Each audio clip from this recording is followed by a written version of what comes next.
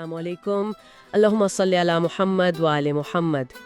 آج ہم ایک ایسے سوال کی گہرائی میں اتر رہے ہیں جو شاید ہر سوچنے والے انسان نے کبھی نہ کبھی خود سے پوچھا ہوگا۔ بالکل۔ یہ جو ہمارے اندر کی ایک آواز ہے جو ہمیں کسی غلط کام پر کچوکے لگاتی ہے، جسے ہم ضمیر کہتے ہیں، کیا یہ واقعی ہماری اپنی ایک حقیقی اور فطری آواز ہے، یا یہ صرف ہمارے والدین، اساتذہ اور معاشرے کی بازگشت ہے جو ہمارے ذہنوں میں گونجتی رہتی ہے؟ یہی سوال ہے۔ یہ ایک بنیادی سوال ہے کیونکہ اس کا جواب ہماری پوری اخلاقی کائنات کو، مطلب اس کی پوری بنیاد کو تشکیل دیتا ہے۔ صحیح۔ اور آج اس گہرے جائزے کا تمام مواد پروفیسر ڈاکٹر احمد علی بروہی کی تحقیق سے لیا گیا ہے، جس میں انہوں نے اس موضوع پر دو بالکل مختلف زاویہ نگاہ کو پیش کیا ہے۔ بالکل، اور یہ بحث کوئی آج کی نہیں ہے۔ پروفیسر بروہی بتاتے ہیں کہ اس کی جڑیں تاریخ میں بہت گہری ہیں۔ امام علی علیہ السلام کے دور میں بھی کچھ مفکرین یہ دعویٰ کرتے تھے کہ ضمیر کوئی قدرتی چیز نہیں بلکہ معاشرہ اسے انسان کے اندر پیدا کرتا ہے۔ اور ان کا نظریہ بڑا سیدھا سادہ تھا۔ جی، ان کا کہنا تھا کہ اگر کوئی دیکھنے والا نہ ہو تو غلط اور صحیح کا تصور ہی ختم ہو جاتا ہے۔ اور یہی وہ نقطہ ہے جہاں سے اصل فکری سفر شروع ہوتا ہے۔ امام علی علیہ السلام نے اس نظریے کو یکسر مسترد کیا۔ اچھا۔ ان کی تعلیمات کے مطابق گناہ کا احساس معاشرے کی آواز نہیں بلکہ روح کی اپنی آواز ہے۔ روح کی اپنی آواز؟ جی، یہ وہ سچائی ہے جو تنہائی کے اندھیرے میں اور زیادہ روشن ہو جاتی ہے۔ تو آج کی اس گفتگو کا مقصد یہی پرکھنا ہے، ایک طرح کا ریالٹی چیک کرنا ہے کہ ضمیر صرف ایک سماجی سبق ہے یا ایک گہری آفاقی حقیقت کی عکاسی کرتا ہے۔ چلیں اس معمے کو حل کرنے کی کوشش کرتے ہیں۔ سب سے پہلے ضمیر کی حقیقت پر ہی بات کر لیتے ہیں۔ ٹھیک ہے۔ جو لوگ اسے معاشرے کی ایجاد سمجھتے ہیں، ان کی سب سے بڑی دلیل کیا ہوتی ہے؟ ان کی سب سے بڑی دلیل یہ ہوتی ہے کہ گناہ کا احساس ہمیں سکھایا جاتا ہے۔ وہ کہتے ہیں کہ یہ کوئی فطری حص نہیں ہے، کہ ہم پیدا ہوتے ہی تو نہیں جانتے نا کہ سچ کیا ہے اور جھوٹ کیا۔ بالکل۔ وہ کہتے ہیں کہ دیکھو، شرم اور حیا کے پیمانے ہر ثقافت میں مختلف ہوتے ہیں۔ صحیح۔ ایک معاشرے میں جو بات انتہائی شرمندگی کا باعث ہے، دوسرے میں شاید وہ بالکل عام۔ تو اس سے وہ یہ ثابت کرتے ہیں کہ یہ سب کچھ سیکھا ہوا ہے، ضمیر بھی سیکھا جاتا ہے۔ یعنی انسان ایک کوری تختی کی طرح پیدا ہوتا ہے اور معاشرہ اس پر اچھائی اور برائی کی تحریر لکھتا ہے۔ جی، اور اسی منطق کے تحت اخلاقیات بھی سماجی ہے۔ معاشرہ طے کرتا ہے کیا اچھا ہے اور کیا برا۔ تو پھر اس نظریے کے مطابق تو کوئی بھی چیز اپنی ذات میں، مطلب حتمی طور پر غلط نہیں ہے؟ کچھ بھی نہیں، سب کچھ اضافی ہے، ریلیٹو۔ یہی ان کا حتمی نقطہ ہے۔ لیکن امام علی علیہ السلام کا استدلال اس کے بالکل برعکس ہے۔ بالکل برعکس۔ وہ ایک گہری حقیقت کی طرف اشارہ کرتے ہیں۔ وہ فرماتے ہیں کہ گناہ کا احساس آفاقی ہے۔ آفاقی؟ اس کا کیا مطلب ہوا؟ اس کا مطلب ہے کہ شرم کے طریقے مختلف ہو سکتے ہیں، لیکن غلط کام کرنے پر اندر سے تکلیف محسوس کرنے کی صلاحیت وہ ہر انسان میں موجود ہے۔ اچھا۔ چاہے وہ دنیا کے کسی بھی کونے میں ہو، کسی بھی ثقافت سے ہو۔ یہ تو بہت دلچسپ نقطہ ہے۔ یعنی ہم بچوں کو سوری کہنا سکھاتے ہیں، لیکن ہم اصل میں اس احساس کو ایک نام دے رہے ہوتے ہیں جو غلطی کرنے پر انہیں پہلے سے ہی محسوس ہو رہا ہوتا ہے۔ بالکل، آپ نے بالکل صحیح پکڑا۔ امام علی کی تعلیم کا جوہر یہی ہے کہ روح اپنی فطرت میں صحیح اور غلط کو پہچانتی ہے۔ ضمیر کوئی باہر سے لگایا گیا الارم نہیں، یہ روح کا اندرونی نظام ہے، یہ فطری ہے۔ تو پھر اخلاقیات بھی حقیقی ہوئی؟ جی، یہ کوئی سماجی معاہدہ نہیں بلکہ ایک ٹھوس حقیقت ہے، اور اسی لیے ہم سب اپنے اعمال کے لیے جوابدار ہیں، چاہے کوئی انسان ہمیں دیکھ رہا ہو یا نہیں۔ تو یہاں پرکھنے والی اصل بات یہ سامنے آتی ہے، اگر ضمیر کا احساس صرف اس لیے ہے کہ لوگ کیا کہیں گے، تو جب لوگ موجود ہی نہ ہوں تو اس احساس کو بھی غائب ہو جانا چاہیے۔ بالکل۔ اور یہیں سے پہلا اور سب سے بڑا سوال پیدا ہوتا ہے۔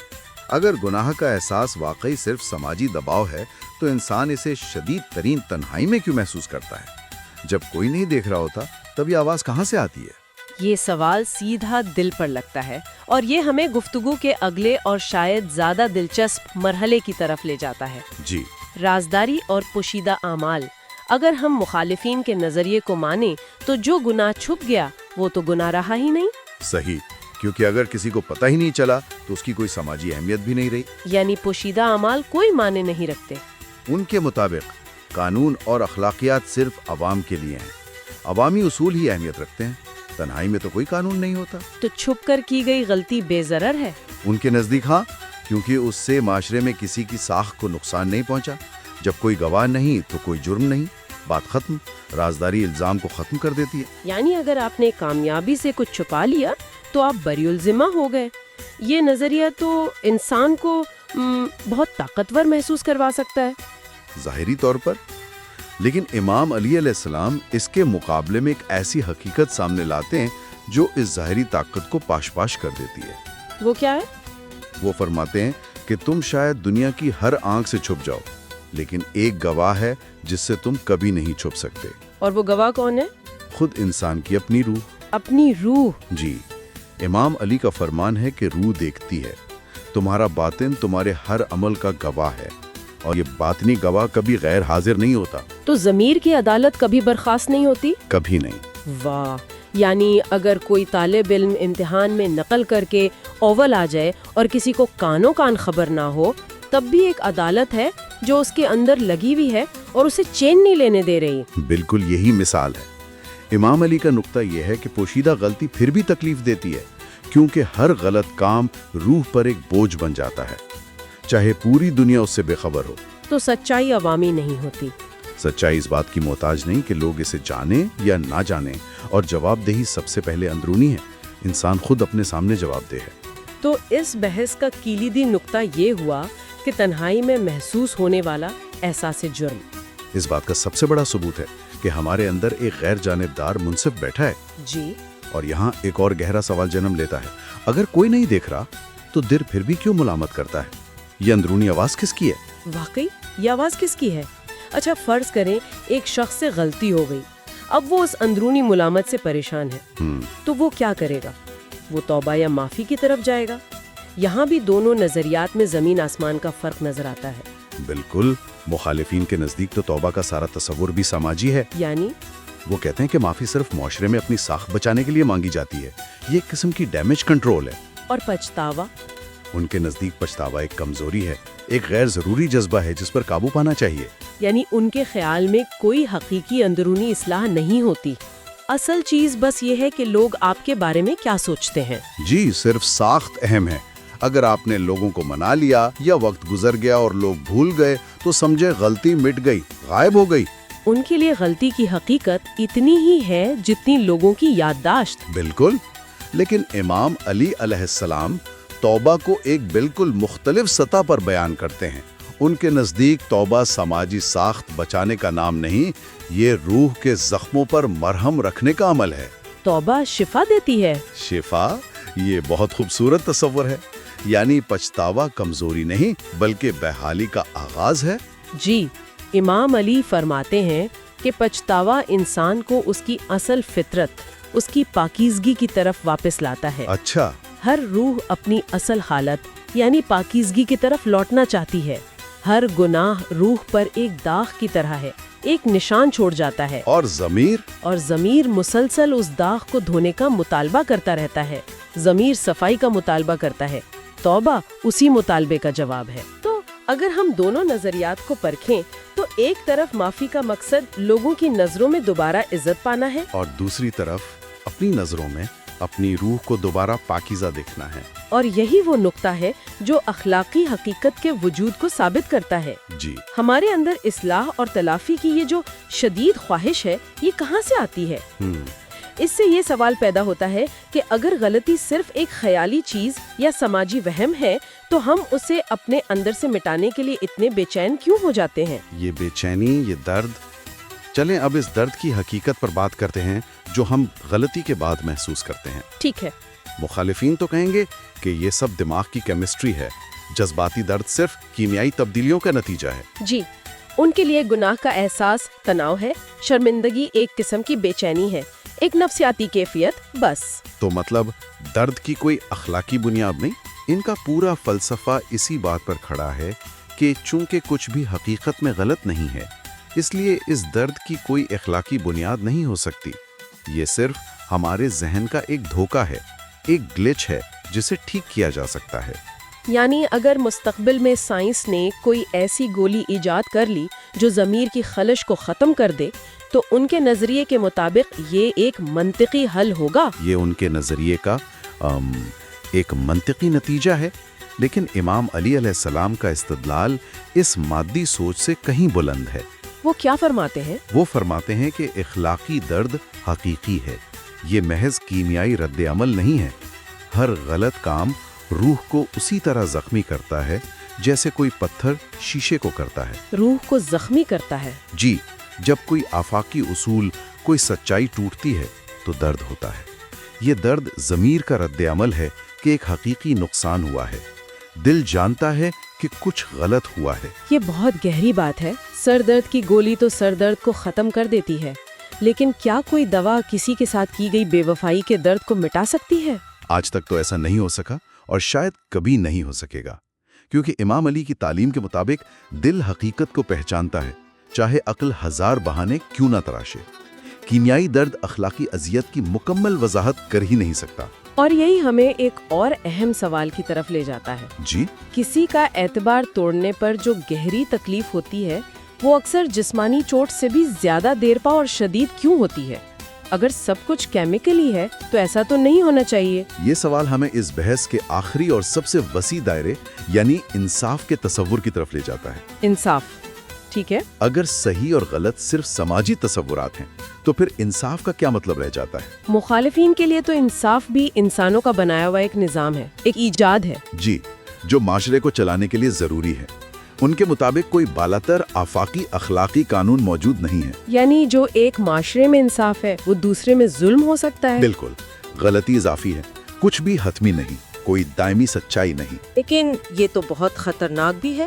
بہت خطرناک، کیونکہ اگر انصاف کا کوئی آفاقی پیمانہ نہیں تو پھر طاقتور کا ہر عمل ہی انصاف کہلائے گا۔ صحیح۔ اس کے جواب میں امام علی علیہ السلام فرماتے ہیں کہ انصاف حقیقی ہے، یہ کوئی انسانی ایجاد نہیں بلکہ کائنات کے نظام کا ایک بنیادی حصہ ہے، بالکل کشش ثقل کی طرح۔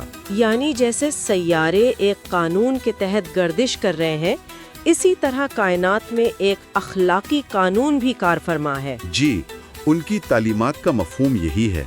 وہ فرماتے ہیں کہ انسان کی روح اپنی فطرت میں انصاف کو پہچانتی اور پسند کرتی ہے۔ اچھا۔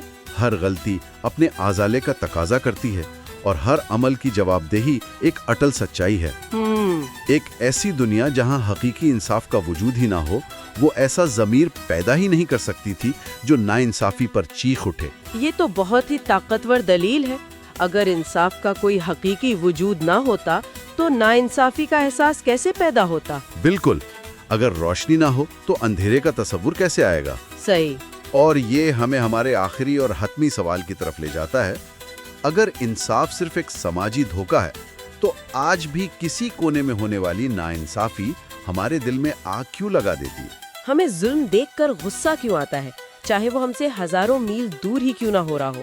جی، تو اس پوری گفتگو کا خلاصہ یہ ہے کہ ہمارے سامنے دو بالکل مختلف راستے ہیں۔ ایک نظریہ کہتا ہے کہ ضمیر معاشرے کا دیا ہوا ایک سبق ہے جو تنہائی میں مدھم پڑ جاتا ہے، یہ اخلاقیات کو اختیاری اور اضافی بناتا ہے۔